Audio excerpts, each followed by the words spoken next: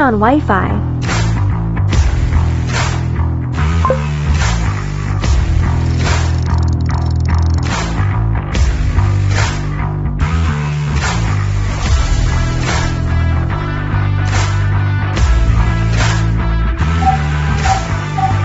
Forward vehicle starts. Rear vehicle is too close.